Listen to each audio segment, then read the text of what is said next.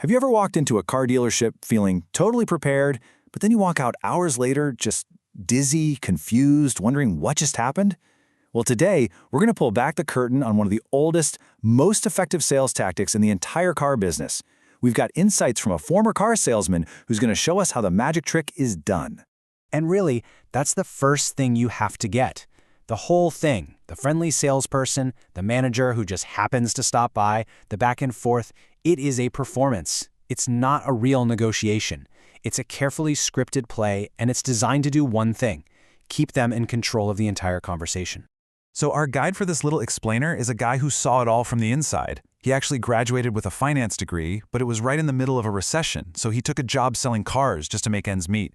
And what he discovered pretty fast was that selling cars, well, it had very little to do with cars. It was all about psychology, it was about pressure, and it was about a very specific tool of deception. And that brings us to the main event, the dealership's #1 weapon.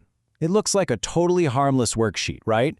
But its whole purpose is to overwhelm you, to split your focus into 4 different directions, and to hide where they're actually making all the money. Here it is, the 4 square.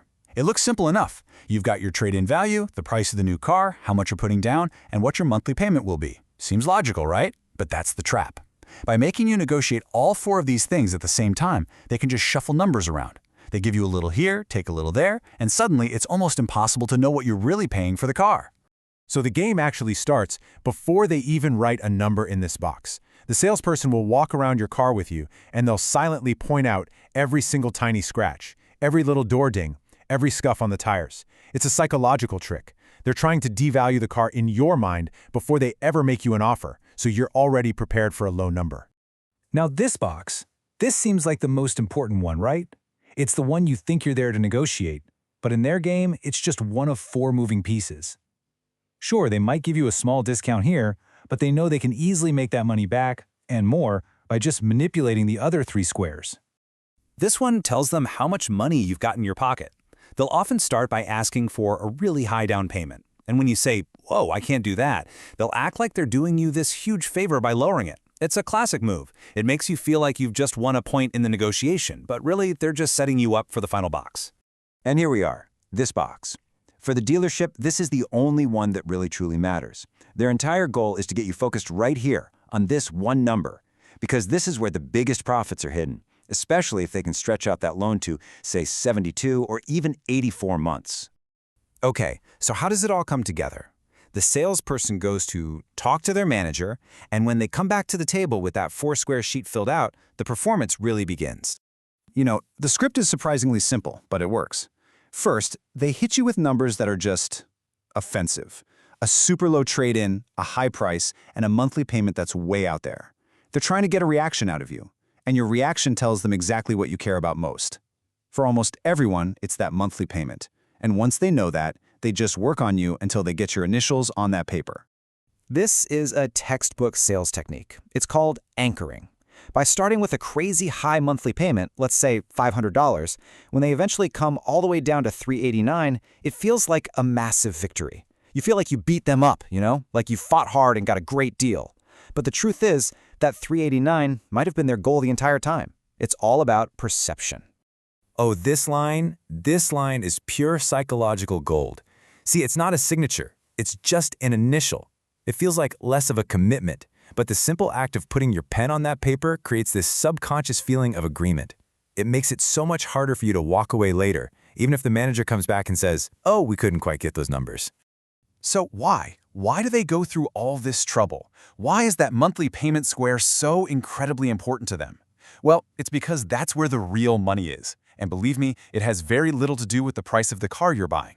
And this right here, this tells the whole story. For most dealerships, selling you a brand new car is actually the least profitable thing they do. The margins are just super thin.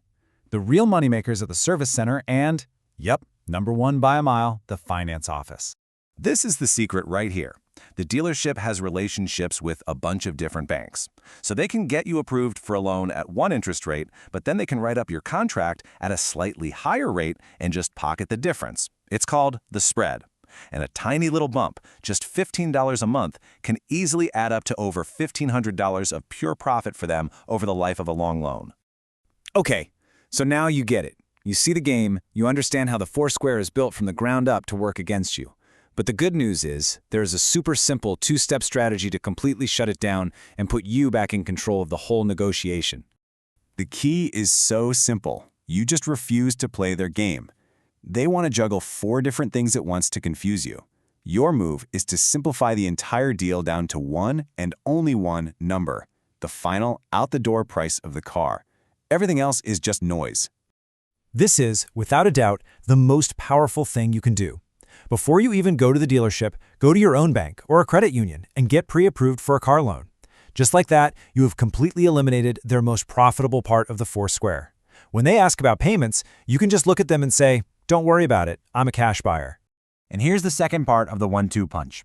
Do not even mention that you have a car to trade in until you have a final, agreed-upon price for the new car written down. This stops them from playing games, like offering you a great price on the new car, but then giving you a terrible value for your trade-in to make up the difference. This forces 2 completely separate and clean negotiations. And that's it. By taking your financing and your trade-in completely off the table, you've dismantled their entire strategy. You've taken their confusing 4-way shell game and turned it into a simple, one-on-one negotiation about one thing: the price. You've totally flipped the script. So the only question left is, now that you know their playbook, are you ready to write your own?